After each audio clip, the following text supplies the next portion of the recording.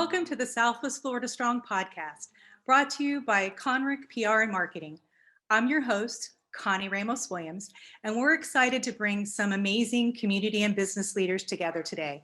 Joining us will be Bill Daubmann, CEO of My Shower Door and D3 Glass, Tracey Galloway, CEO of Community Cooperative, and our very own Conrick PR and Marketing, Chelsea Castoria.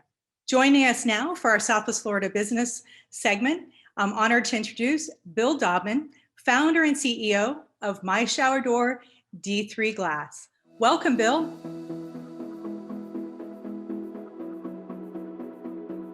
Hey, Connie, how are you? And thanks for having me on. It's great to have you here with us today. I know we've known each other for a long time in the community, and you've been a tremendous business entrepreneur and business leader, very community-minded. We're thrilled to have you on today. Well, I'm glad to be on, especially with your group. You've got an amazing group, and it's always good to be around you. You kind of brighten up the day. Thank you, Bill. Thank you, Bill. I say the same about you and your family. My Shower Door is extremely successful, family owned and operated. You've got Donna, your wife, Keith, and your other son working with you. You're the winner of numerous business awards. Can you tell our audience that's here with us today a little bit about My Shower Door and the products and services that you create? Yeah, I'd be happy to. You're right. We're a family-owned business, but we work in it every single day. So we're not absentee owners. Keith, Doug, Don, and myself, we all have our roles. We know what our roles are, but we blend really good together, and that's what's helped our growth. We started down in Naples in 2003 with just 3 original family members, Donna, Doug, and myself. Keith stayed up north because we sold the same business that we had, a shower door business up north. Keith stayed as the transition team for 6 months with the new owners, and then he moved down and joined us. So in 2003, there was only 4 of us, and to this day, we're at 122 employees. That's incredible. That's been over 17 years. That's absolutely incredible. And I know, we were remodeling our bathroom not that long ago. And, one of the first places we ever called was My Shower Door. Several of our friends have My Shower Door glass throughout their house when they're doing their remodels. Tell us a little bit about, the products My Shower Door provides for remodel and bathroom and things like that. Yeah, what we did is we specialize in frameless shower doors, but frameless shower doors come in a variety of shapes and sizes. They could be sliding doors, swinging doors, steam showers.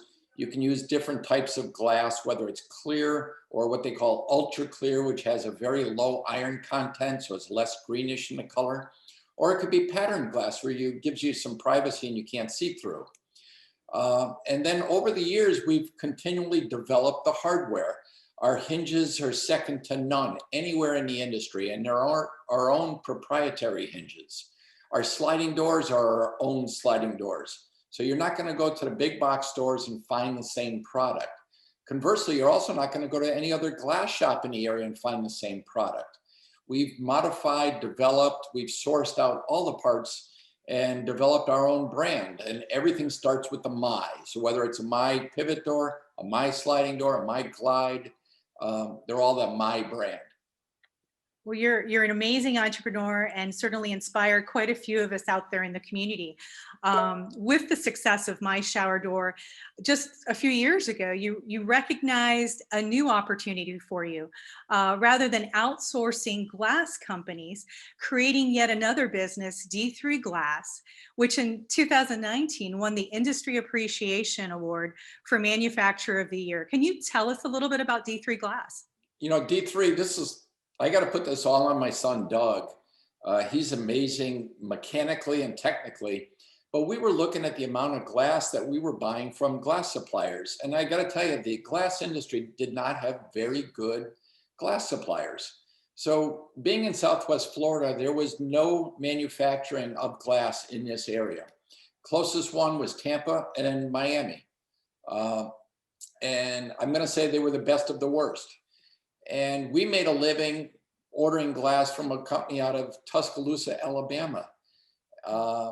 So he started looking at the volume of glass that we were buying and what it would cost to actually buy the machinery, hire the people and make it ourselves so we could grow vertically. Didn't take long for us to find out that, yeah, we could do that. So we started D3 Glass. Obviously, the last name is Daubmann, and there was three of us, Keith, Doug, and myself. So that's where D3 came from.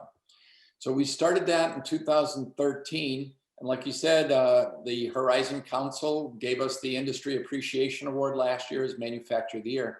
We're really proud of it, and we're continuing to grow. We just wrote a purchase order for another $3 million machine so that we can now do impact glass, bulletproof glass, and switchable glass, which is electronically fed glass, where you can put designs in the glass and change it almost like a billboard. And we'll be doing that in the upcoming years. It's such an incredible success story. And especially doing a company like that, creating a company like that with your two sons, just love what you're doing out there. And I do think your story inspires quite a few business startups and business, even established businesses out in the marketplace. So love the story. So thanks for sharing that. The last time I was at and taking a tour of your manufacturing plant, you handed out this beautiful glass ornament, holiday ornament. And I know that's something that quite a few people were so enamored with that you're getting a lot of calls. Can you tell us a little bit about what you're doing aside from manufacturing glass for other companies and businesses and government, but some of the fun things you're doing to create holiday ornaments? Sure. I'm a New Englander, and Dunkin' Donuts for years used to make donuts and throw away the middles or the donut holes. And then they started selling the donut holes. And it kind of clicked and say, wait a minute, we're throwing away an awful lot of glass that's not used. What can we do with that glass? So Donna, my wife, is very crafty. As a matter of fact, she makes these shirts and logos with her Cricut machine. Well, she also came out with these stencils that started doing it. And we have the guys on our water jet machine. And I brought some here to show you. These are our holiday ornaments that you make. And we were giving them out as gifts to people when they came and did a tour of the factory. This is another one. This is the deer one we have. This is beautiful. We were making stars and company logos for people, and they would take them home and put them on their holiday tree. So we probably would like to get to the point like the Hess gas station has always made a truck of the year. So we'd like to do an ornament of the year. So that's where this is going. And it's become really popular, nice looking items. Can people reach out to you now to place orders for those, or not yet? Those are things that you're still yet to come. We're people pleasing people. So if somebody wants them and they're really in dire need, we'll make it for them. But we're not set up to do a couple 100,000 for something like Joann's or Michael's. Not yet. But at some point, I think we'll get there. But if somebody really would like something and make a special gift, or for a child, we'd like to make them for Golisano or something like that for the hospital and brighten somebody's day, by all means, reach out to us. If I didn't tell you my email address, you'd probably know it, but it's bill@myShowerDoor.com. Any of your listeners, feel free to reach out and ask. You'll never know if you can do it or not if you don't ask. Very good. Yeah. The other thing I was going to ask you, Bill, before I let you go, is last year, and I know for consecutive years now, you and your really amazing team at My Shower Door D3 Glass have hosted toy drives in our community. Yes. And last year, Conrick was honored to be part of that toy drive with you. And we delivered hundreds of toys to Golisano Children's Hospital. The experience was uplifting, not just for the children and the staff there at Golisano, but for all of us that volunteered our time to get involved. Santa was there. I mean, we had trucks and trucks of toys being delivered there. It was just an amazing thing. I know with COVID, that may change a little this year, but knowing you've got some plans again for this year to make sure you give back to the community. Can you share with us a little bit about what your plans are for this year and how we may be able to get involved? We went back to Golisano for this year to confirm it, but with COVID, they didn't really want to start accepting outside gifts. They have to be very, very careful, and we understand that, but we still want to make an impact in the community. And what I like to do is have our team round about that. They feel good also in giving. So I contacted Sheriff Carmine Marcino in Lee County and said, what can we do with the Sheriff's Department and first responders that have really done an awesome job this year in helping us through? So now we're going to be doing a toy drive, and we're going to use all of the My Shower Door stores in Lee County as collection sites. And I believe Conrick Marketing is also going to be on board. I talked to one of your staff people yesterday. Absolutely. Last year, we had a few other companies pitch in as well, and I'm waiting to hear back if they would like to do that as well. And if any of your listeners would like to partake in that and add to this toy drive, we want to be able to supply toys to the deputies, to their families, and then any other areas in the community. Alan told me that the area in Dunbar, there's a community center there, and they're always having needy families. So any excess toys that they can give, they'll be happy to. The Sheriff's Department will come around, they'll do a video with you or anybody that's doing the donation. They'll pick them up anywhere in the county and then make those deliveries. So we're gonna make a fun deal of this thing. And I'd love for you and your staff to be involved like you were last year. Well, you can definitely count our Conrick team in. We enjoyed participating last year with you, and we'll definitely do anything we can to help you out this year as well.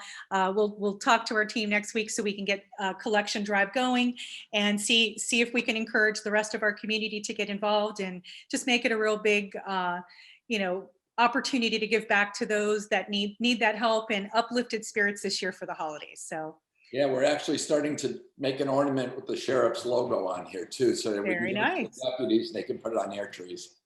Very nice, very nice. Yeah. Bill, thank you for joining us today. Any last comments you might want to make, or any other things you might want to share, your website or anything? Sure. We try and have a pretty good social media representation out there, so you can follow us on Facebook, Twitter, Instagram, Pinterest. We're starting to do the MeWe, the Parlor, any social media platform, you should be able to find us. YouTube, we have a nice YouTube channel. LinkedIn is another good connection. And then our website, which is myshowerdoor.com. And if any of your listeners want to reach out to me personally, again, it's bill@myshowerdoor.com. Excellent. I can't thank you enough for having me on here. This is great. You're welcome. You're welcome. It was our pleasure. We always enjoy talking with you, and I'm glad we could share your story with the rest of our community on Southwest Florida Strong.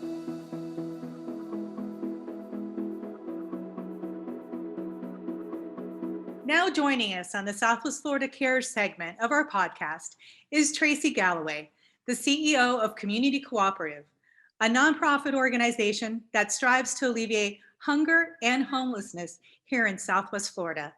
Welcome, Tracey.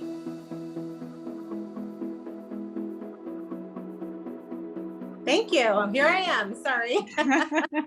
That's okay. Thanks for joining us today. I know how busy you are. Yes, it's very busy right now with Thanksgiving just around the corner. So I'm happy to be here and appreciate you having me on. First off, I'd love for you, if it's all right, because there's, believe it or not, as much as you do in the community, there are still some folks in our audience that may not know what Community Cooperative is and the people you serve. Can you tell us a little bit about the organization, the need in our community, and how you serve that need? Of course. So Community Cooperative this year, actually, we're celebrating our 36th year in Lee County. We're a longtime grassroots organization here. For many people who may have been here for a long time would know us better by the Soup Kitchen. Some people know us mainly by Meals on Wheels, which is one of our specific programs that we offer. But we are started as a very small soup kitchen, downtown Fort Myers, the 3 downtown churches back in 1984. So it's just grown and grown and grown as the need and the world and the Southwest Florida and Lee County specifically have grown. And here we are sitting here 36 years later, and we're a comprehensive, very comprehensive human service agency that serves specifically the hungry and the homeless in Lee County.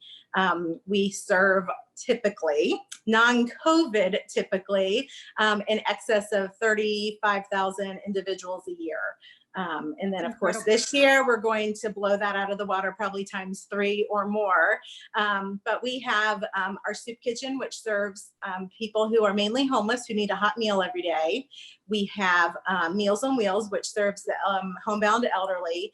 And we have a social service division that kind of is a wraparound organization, because to effectively end hunger and homelessness, you have to have the social services piece of it to help people get to the root of why they are hungry and or homeless. And then, of course, we also have all of our mobile food pantries and the grocery aspect of serving folks in need as well. And so within that, there's lots of little mini programs as well. I had no idea 35,000 people is who you served. And with COVID, the impact of COVID this year and the economic impact in particular, leaving so many without jobs. You said your number almost tripled this year? It's going to more than triple. I mean, by the time we hit May of this year, we had already beat every single 2019 statistic that we had, individual and households, because most of what we really focused on to increase during, the immediate and still now through the COVID pandemic that we're going through is our mobile food pantries. So, everything's been removed, the hand-to-hand, in-person contact. So nobody can really come in and shop for groceries and do a lot of sit down and conversation. So all of them are now drive-through mobile style food pantries. And we've doubled the number of pantries all over the county. By the time Thanksgiving gets here, we're going to have a few more pantries. We'll beat 100,000 individuals just through our mobile food pantries that we've assisted. It's just amazing and sad. Amazing that we have 20 employees. That's it, 20 employees. So everything we do is done because we have really great volunteers, like young and old, of every age that comes. And those are the real reason that we're able to do, I throw out these numbers, and it's all because of our volunteers and our donors that give us, that make these generous donations so that we can afford to buy the food and keep trucks on the road and pay employees to get out there and do the work. As you said, it's sad to see the amount of need in our community right now, but it's also gives me goosebumps, as it does probably our audience who's listening right now, to understand how nonprofits such as yours have really stepped it up, working overtime, bringing in more volunteers and everything to serve more than 3 times the community that's in need right now. So thank you for all your hard work and leadership with the organization. And I know you have an amazing team, small team considering all that you're doing out there, but an amazing team. I know you, Stephanie, and Edwards, the whole team over there does such an amazing job. I saw you got a little news coverage a couple months back, showed your team's hard work, where the mobile food pantry, where you could see the families and everybody going through the car line, opening up the trunk, your team putting the food in the trunk for them. Just amazing operation and adjustment, how you pivoted during the pandemic time. So thank you again. Thank you. Yeah, no, it's amazing that we're able to do that. And I think a big thing for the listeners to understand is the reason that we can be so quick to react to crisis like this, even during hurricanes when there's just a natural disaster, because we are 100% funded by local donors. We're not a line item in a state budget or a federal budget or even a city budget. We do get, competitive grants from cities and states, or the city and the county, but we are not bound by, the red tape bureaucracy that unfortunately a lot of local organizations are. And so we're able to say, this isn't working, we're going to do this, and we're going to start it tomorrow, and we just make it work. Likely you're going to be pretty much wrapped up with your Thanksgiving drive. Can you tell us a little bit about what you have going on for the holidays, Christmas time, and maybe what our community can do to get involved and help? Sure. So like you said, we're just, a couple days before Thanksgiving. So we're kind of coming to the end of our Full Plates project, but that's where we do a lot of food drives and make sure that everybody that we work with that is in need of, whether they can cook, whether they don't have the ability to cook, to make sure they have a proper Thanksgiving on their table for themselves and their families. And that kind of rolls with the same vein into the Christmas period.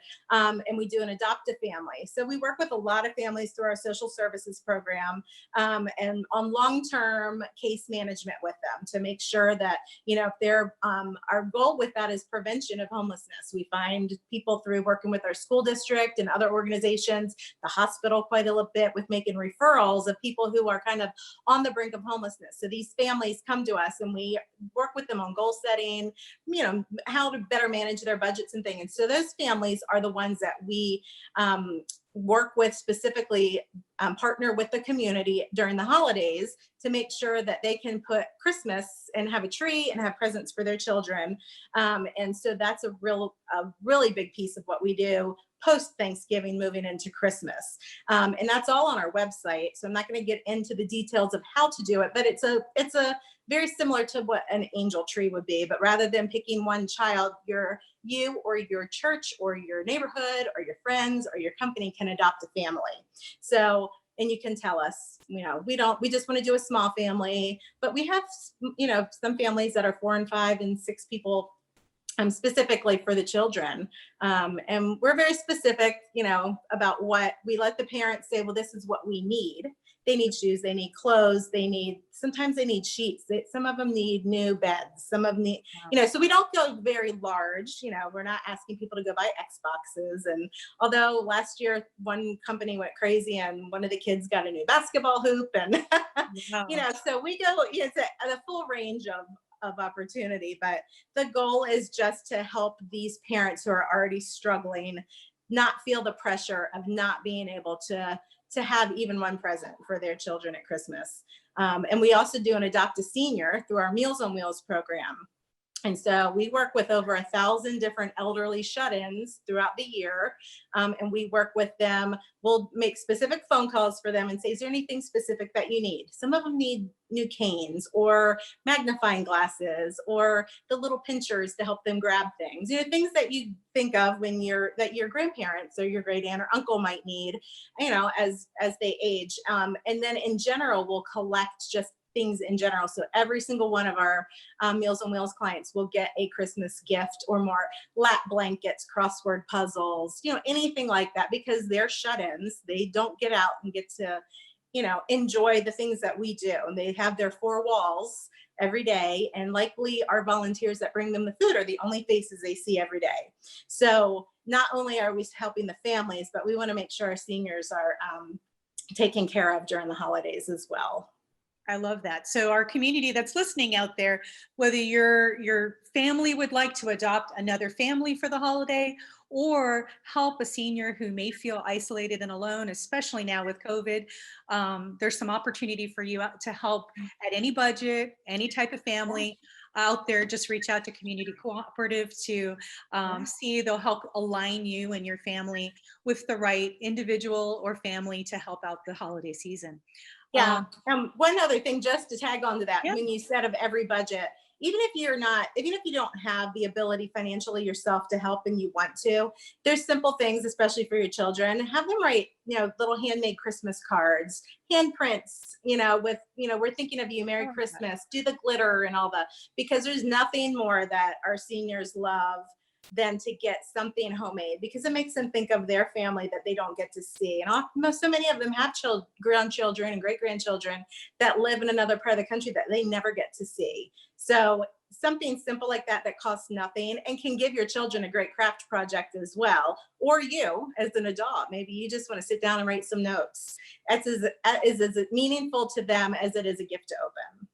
You know, throughout the year, you do events to help. I mean, like you said, donor dollars are local, helping local people and local causes. Throughout the year, you have all sorts of events coming up. Is there one in particular that's coming up that we should save a date for and know about? Well, God willing, March 4th is the schedule for our upcoming Sam Galloway Jr. and Friends Soup Kitchen benefit, which this year is the 18th annual event, and it's held in the service garage at Sam Galloway Ford. Sam, of course, is our chairman emeritus and one of the founders of the organization, and has always been generous to close down his service department one day a year so that we can take over and raise a lot of money. And thankfully, last year, our event was on March 5th. And we had a record-breaking year. We had 725 attendees. We broke the $1 million mark the first time ever. The previous record was 750,000. And so it was amazing. And literally 1 week later, the world shut down from the coronavirus. So we're very, very, very blessed to have gone into this entire pandemic having that, just have happened. But coming into 21, we're hoping we're going to be able to put something together and still host the event. So we're already into plans B, C, D, E, and F, really, of what the event can look like, how we're going to still do it and have fun, with the end goal, of course, raising money, because that is a budget. That's a budget making event for us. It's a have to have. And we're going to find a way to do it and bring everybody together safely. March 4th seems like it is around the corner, but in the COVID world, it seems like it's 12 years away at the same time. So every time I think of a panic, like, oh my gosh, we can't have it, I'm thinking, okay, I have to look back. Where were we 3 months ago? And then, but yes, you'll start hearing all about that as it gets closer. And it's a really fun event. I'm hoping that we're still able to do it in the same vein that we usually do, because it's a great fundraiser as much as it is a fundraiser. Just dying to put on an event. I'm sure. It's just eating away at us. I think our community is dying to be able to get back out and take part in these events as well. Yeah. Once it's safe to do so, of course. But knowing you all and your team that you have in place, one way or another, you're going to figure out the best way to do this that keeps the community safe, but also helps to bring in those dollars that are needed to help keep your initiatives going strong, help support those families that need it the most. So you guys do a tremendous job, I have no doubt. But again, save the date for March 4th. One way or another, it's going to be Sam Galloway Jr. and Friends Soup Kitchen Benefit, which is one of the key fundraisers that they have each year. So put it on your calendar, check back in, see how you can get involved or get tickets or support it. And Tracey, before we let you go today, can you tell us your website and how people can reach you or Stephanie or whoever you feel they need to make donations, volunteer, or just find out even more about your organization? Absolutely. So we have a really great website and it's easy. It's communitycooperative.com. Our phone number is 332-SOUP. If you call, you'll get directed to whatever area that you're interested in. Mainly our volunteer department is probably where you'll end up.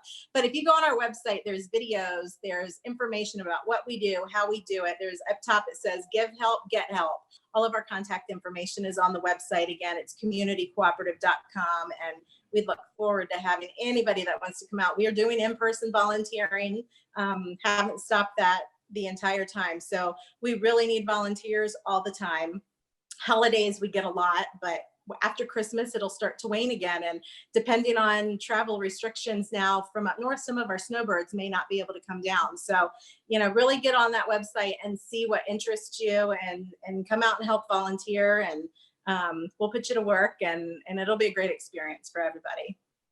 Tracey, thank you for joining us today, giving us your time, sharing your knowledge about the community, the needs, and all the hard work you guys do at Community Cooperative to fill those needs in our community. So thanks for joining us, and we hope you'll join us again in the future.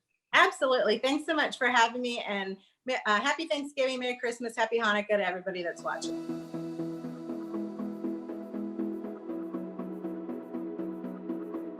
Next up, please help me welcome Chelsea Castoria, Conrick PR and Marketing's Digital Marketing Coordinator. She's going to be sharing some valuable tips to help your business. Welcome, Chelsea.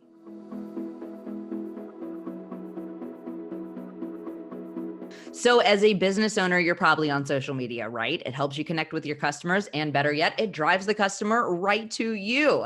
But the problem with social media is that the platforms are pretty much always changing, and the social consumer is a very fickle beast. So here are some social media trends that you need to know as a business owner going into 2021. Videos are going to dominate your audience. I mean, think about it. You wake up, you pour some coffee, you open your phone. The first thing you do is scroll through your favorite social media platform to get a daily download before work begins. Your consumer is doing the same exact thing. They are looking to consume their content and do that as quickly as as possible. Videos are great because they auto start, they grab the attention of your consumer, and if your video is dynamic enough, you can hold that attention anywhere from 3 to 5 minutes.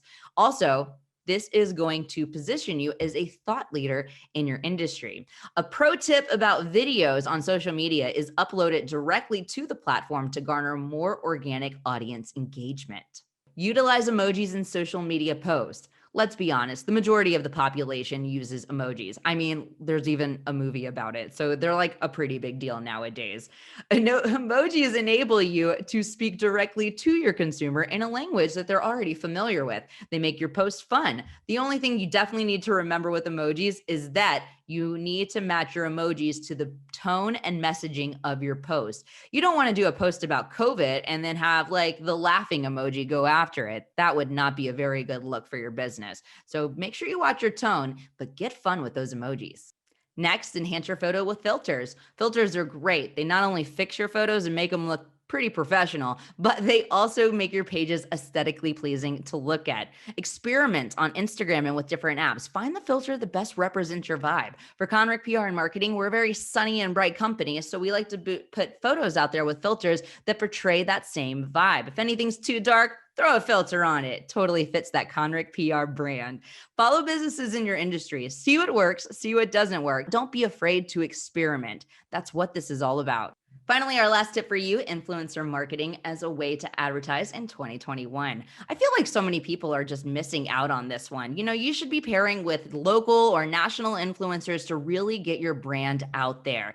Influencer marketing is great because not only does it give you that validation of word of mouth advertising, but it also proves that your product does what you say it's going to do. Social proof is so critical for any business's success. So partner with somebody, get your name out there. You can do anything from sponsored Instagram posts and stories to blogs, Facebook Live videos, and even YouTube review videos are examples of influencer marketing. I get it. It can be really daunting navigating the social media landscape, especially as a business owner. You got a lot going on, and sometimes you just can't keep up with all the trends that are happening on a day-to-day basis. That's where we come in. Follow our blog for more marketing tips, or you can schedule a free consultation today at conrickpr.com. Thank you, Chelsea, for sharing those valuable insights. And thank you to all of our guests who joined us on the Southwest Florida Strong podcast today. We appreciate you sharing your insights with our community. For more information about the Southwest Florida Strong podcast, to be a guest or to view our past episodes, go online to conrickpr.com or visit our Southwest Florida Strong group page. Until next time, stay Southwest Florida Strong.